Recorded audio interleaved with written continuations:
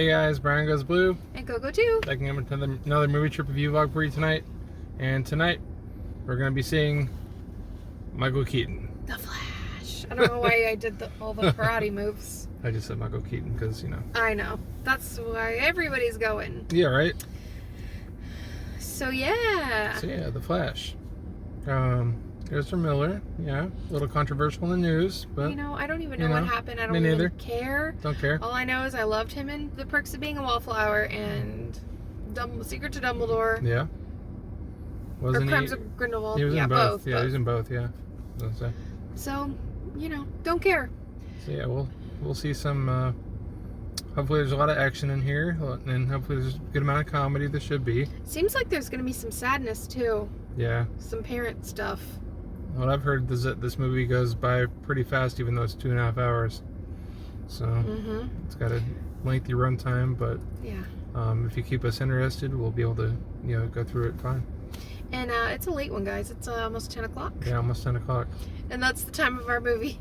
Yep. So we picked a late one because there wasn't a lot of Dolby showings for this, right? There was, but... Oh, we're behind. Like, we saw this later than it releasing because we were seeing other stuff. And we always try to kind of avoid the superhero crowds opening night. Oh, yeah.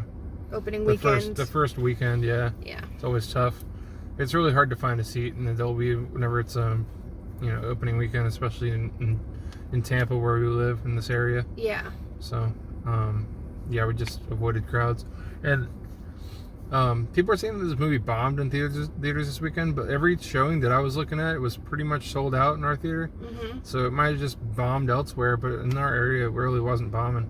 Plus, it made 52 million or maybe more than that, which I guess is a bomb compared to how much they probably spent on the movie.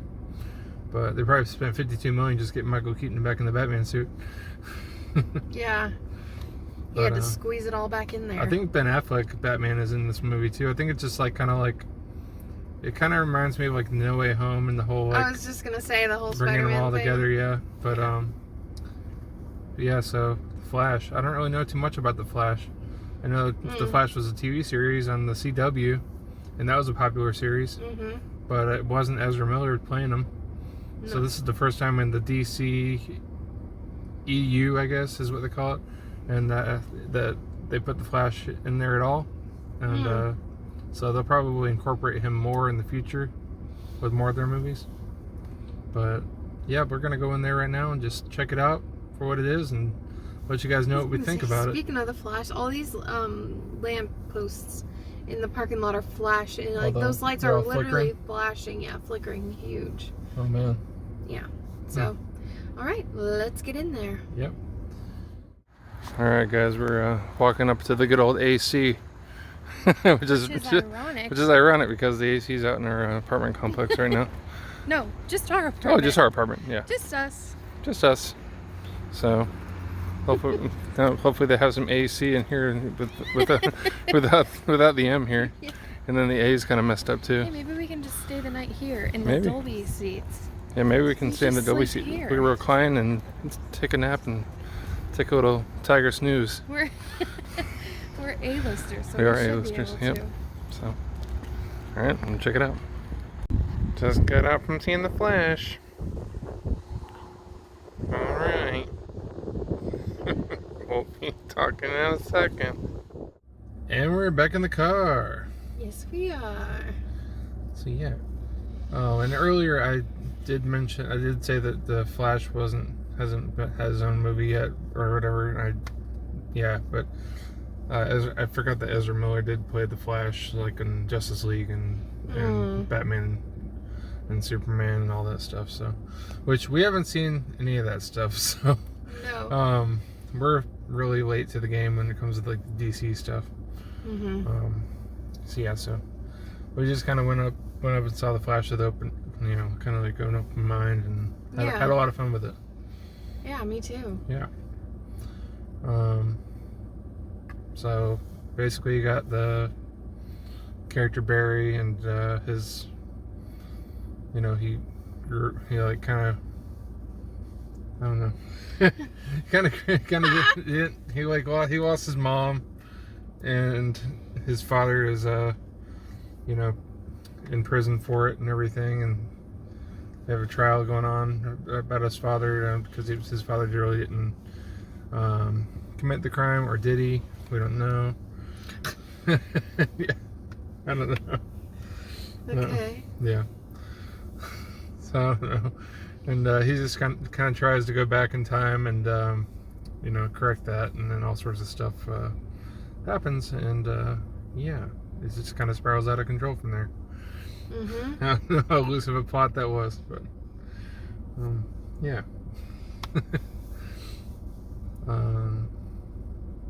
So it's hard to think of what to say without spoiling it.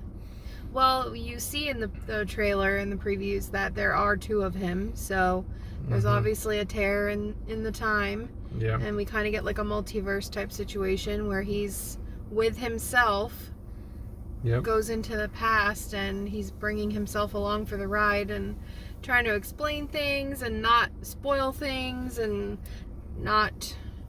He wanted to change the past, but he didn't realize, like in a lot of like time travel movies and shows and stuff that you see, where you don't want to like mess up one little thing because it could cause that ripple effect.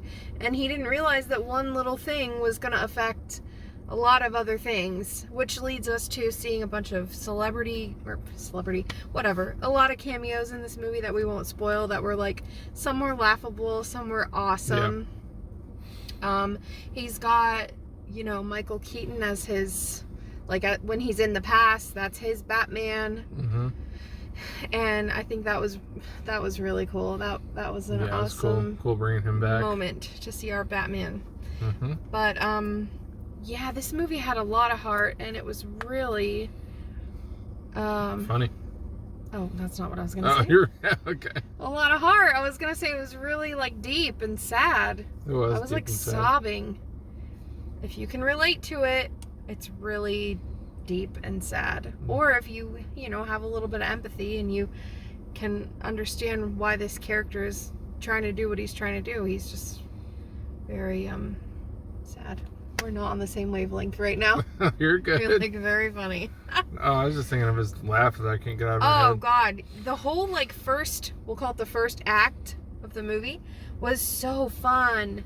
Like him and his past self, his 18-year-old self or whatever. So funny. It kind of gave me like Encino Man vibes. How he was like teaching himself how to do things, and he was just like a jokester, and classic Ezra Miller. Yeah, and he really looked like Keanu Reeves in Bill and Ted. Yeah. Just the way he was dressed and everything. Mm-hmm. And even talking and stuff. Yeah.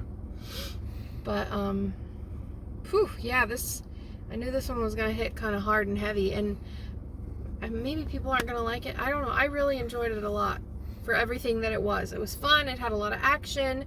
It, you know, kind of lost me there for a little bit, but it tied everything back together. And I kind of, a little bit. Oh, yeah?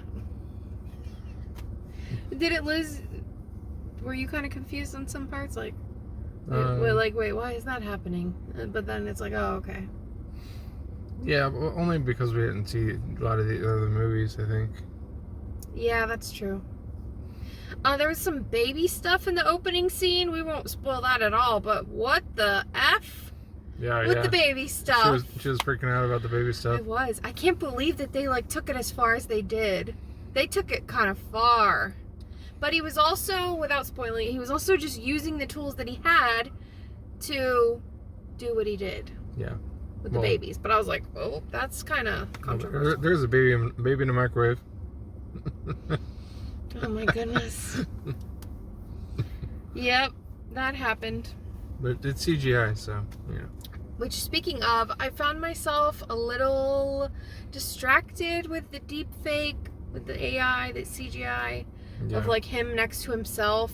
There was one scene in particular when I turned to Brian and I was like, oh my God, like you can really tell, like on that close up, it was like, really early on. I didn't like the way that it all looked whenever he was like going back through time and stuff like that, when it was just showing like the circle of like the time that he was in. Like, I don't know. I didn't like they looked really waxy, like CGI. Yeah, it was different. Obviously it's going to be CGI, but yeah, it was different. Like they looked like a House of Wax type characters, honestly.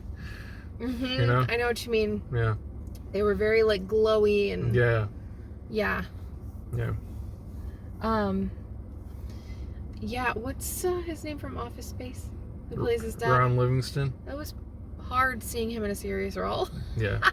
When all you know is Office Space. Well, he's been in other stuff too, but Swingers with your boy Vince Vaughn. Yes. But overall, I think it was just really good. Yeah. I enjoyed it a lot. I did enjoy it a lot. I think I'd give it a... Dang. I'm stuck. I think maybe 3.5. I'm thinking 3.5 too. Yeah. I was gonna go for a 4, but it's kind of high. A little high. I mean, there was the Michael Keaton helped it quite a bit. Yeah, for sure. And the silliness of it helped it quite a bit. But it did get really deep in those moments, so I do understand where you're coming from there.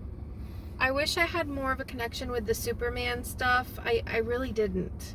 I'm sure people were going nuts over that, especially if you're a huge fan of Clark Kent, Superman. But like with the girl and all of that, I couldn't really connect. I don't know. Yeah, Supergirl. Yeah. So, I don't know.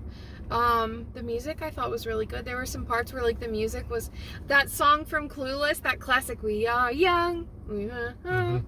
That was playing when they were like kicking ass. I liked that a lot. Soundtrack is like everything to me. Yeah, it can make or break. The old 80s and 90s Batman score. Yes. Yep. Pretty sure it's Danny Elfman. Did that. So that was in a couple scenes. It's pretty cool. Yeah. Definitely stay after the previews. And stay after the credits. Yes. Definitely stay after the credits, okay? Take it from your girl. Definitely. There's a pretty funny post-credit scene. Definitely stay. Any other brain busters? I think that does it for me. Yeah. Had a lot of fun with this one. Glad that we waited a little bit because we had basically the whole row to ourselves with the exception of one person. But yeah. There was probably like 10 to 15 people in the theater tops out of the huge Dolby. Yeah.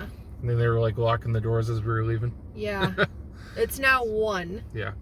We were, what was it when we left? It was just at 10. Right at 10, yeah. Yeah. So, be on the lookout for some upcoming watches. We're right in smack dab in the middle of summer, so we've got like a lot. We just walked out and we already saw the posters for tomorrow, Thursday. No Hard Feelings, Asteroid City, and there's some other ones that have already been out for a while that we haven't seen. So we'll try to get to what we can. Can't get them all, but we sure do try. Yeah. So be sure to like, comment, share. If you're not subscribed, go ahead and do that. We've definitely got a lot subscribe. of fun stuff coming up, and a lot of fun stuff, back there too. Yeah. So. Brian Goes Blue. And Coco too. Signing off. Bye. Bye.